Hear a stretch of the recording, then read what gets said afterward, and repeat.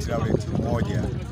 Mimi binafsi nimefurahishwa na tukio ambalo bodaboda mkoa wa Rukwa wameweza kufanya katika shughuli ya kumstiri baba wa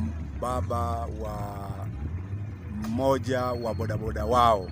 Kwa hiyo zoezi hili mimi binafsi limenipa faraja kubwa sana. Mwanzo nilikuwa nafikiria kwamba bodaboda hawana ushirikiano wa namna hii, lakini leo kwa mara ya kwanza ninashuhudia tukio ambalo limekuwa na faraja sana kwenye maisha yangu na limekuwa na faraja sana kwenye kitengo cha bodaboda. Bodaboda shughuli walioifanya siku ya leo hapa sikutarajia kwamba naweza nikaikuta katika mazingira haya.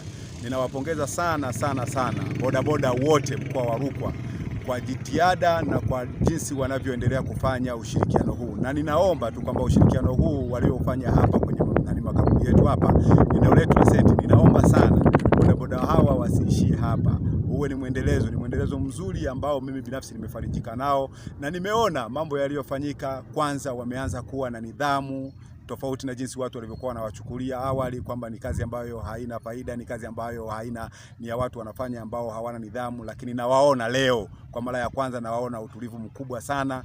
Nichukue nafasi hii kupongeza uongozi wa mkoa wa bodaboda, lakini nichukue pia nafasi hii kuwapongeza viongozi wote wa vijiwe vyote vya bodaboda kwa nidhamu niliyoiona hapa. Ama kweli nimeamini kabisa kwamba bodaboda sasa ni kazi maalum ambayo inaheshimika na kila mmoja anapaswa kuiheshimu hii kazi kwa utulivu nilioona katika maziko ya siku ya leo hapa.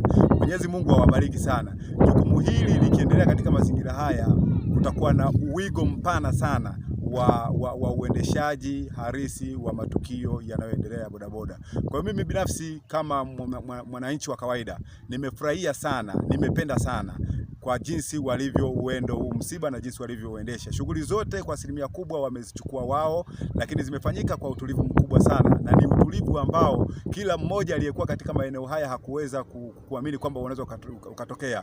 Kumekuwa na mazingira ya sintofahamu, lakini utulivu kwa kadiri viongozi walivyokuwa wanaendelea kufanya mambo yao, wanaendelea kuwafundisha na kuwaelimisha hawa bodaboda kwamba zoezi lililopo kwamba kazi ya bodaboda ni kazi kama kazi zingine, inatakiwa waiheshimu na wawe na nidhamu kama nidhamu niliyoiona hapa. Mimi kikubwa niwapongeze sana na Mwenyezi Mungu awabariki sana.